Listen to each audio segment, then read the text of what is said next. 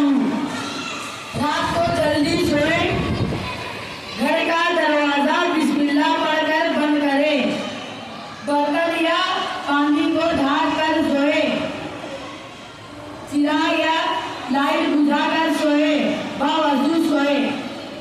हाँ, हमारे नबी सल्लल्लाहु अलैहि वसल्लम ने फरमाया, जब तुम बिस्तर पर आने लगे तो नमाज के वजू की तरह वजू कर लिया कर। सूरह बकरा की आखिरी 2 आयत पढ़कर सोना। हमारे नबी सल्लल्लाहु अलैहि वसल्लम ने फरमाया, सूरह बकरा की आखिरी 2 आयतें ऐसी है कि जो इसको सूरह बकरा की